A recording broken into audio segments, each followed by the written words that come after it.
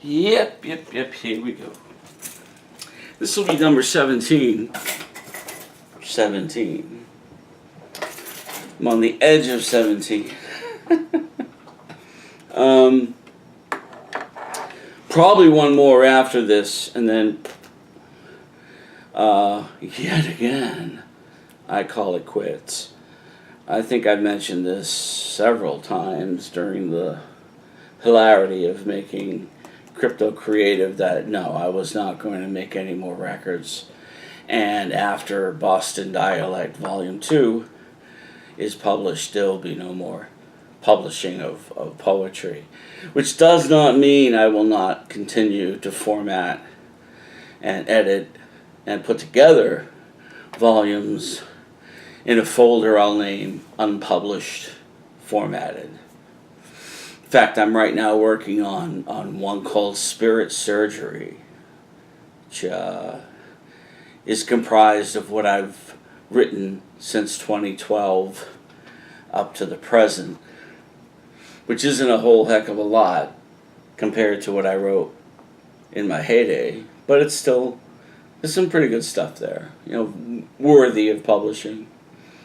So, but that won't see the light of day till I'm dead, I'm assuming. I'm leaving everything to my cousins for them to do with it as they see fit. It's out of my hands once I'm dead, right? The video promotion for Distance Into the Sun finished up with 17,565, something like that. Pretty good, Cost $375 friggin' dollars, which I'm not happy about. But it's what I said I'd do. So the next video will launch around November 1st or 2nd, and that'll be for In My Heart Tonight, and that's going to be the final video from the Crypto Creative album. And then I'm planning a December 10th release distribution of Boston Dialect Volume 2. And I'm hoping, like in 2015, at least for the music, I kept intending to put books out, which I did, but I'm hoping this will be the end of the year of the artist, the reign over my life of the artist, because I've been recording since '83, so I didn't even realize this, but yeah, '83 was the first record I put out. 2018 is 35 years later, I put out the last one. So it's been a good 35 years, good chunk of change of time that I've been releasing publicly my music. It's only been a couple years for the poetry. I first published in 2015, 3 years, but in 3 years, counting the one that's not out yet, that'll be 7 volumes. And really, folks, if 7 volumes of work, 7 books on the online market, which means all over the world, and also the music, there's 10 CDs comprised of several anthologies, so every period from '83 up to 2018 rather, is covered. There's over 110 songs out on the worldwide market. I mean, if that combined, the books and the music, if I haven't made a footprint, as a composer, as an author, I'm not going to. Simply isn't going to happen. Okay, so I feel I've completed my mission, as it were. The big concern outside of that is, well, as I've said, getting a lawyer and making sure my will absolutely specifically says where my intellectual property is going to go. Because I don't give two grats pickles about anything else. I don't care where this home goes. I don't care whatever's left in the bank, where it goes. I don't care. I just want to make sure that those repositories of my work aren't tossed into a dumpster. That's all that matters. That's really all that matters.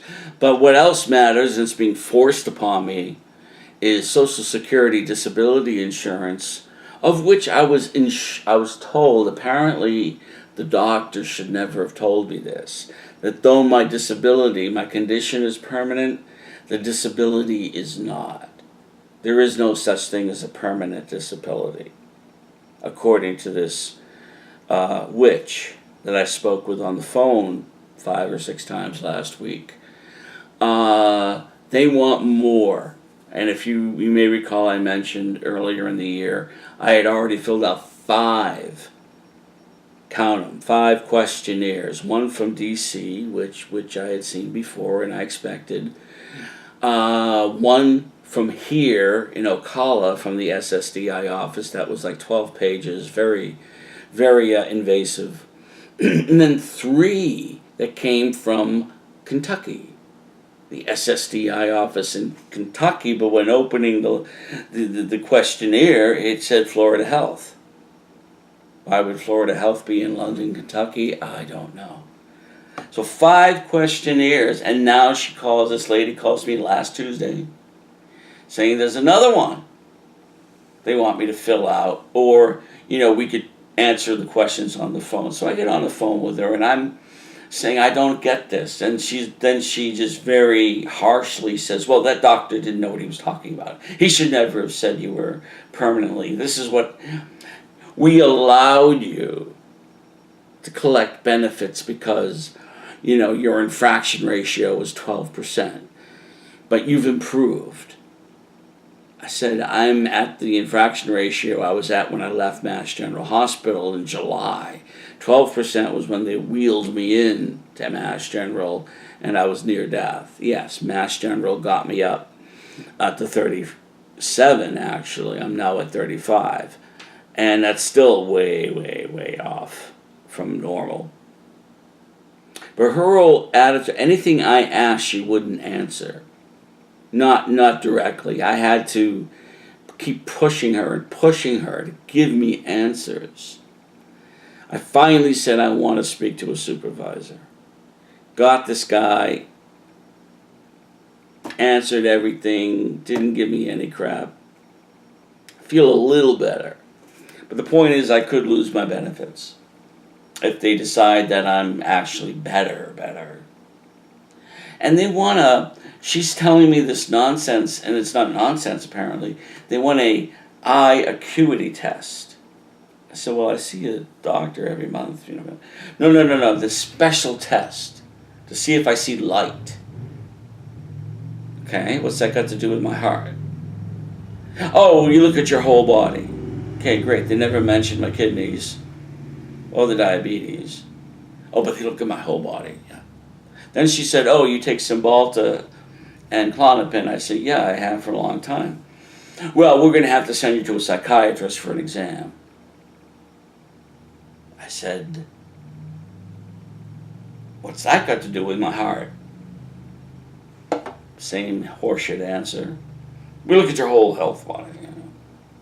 Yeah, so why didn't you talk to about my kidneys, 3rd stage chronic kidney disease? She was awful. Her name was Ruby. So those of you who chant spells and stuff, Ruby from Ocala, Social Security Disability Insurance. Make sure she has a fun rest of her life.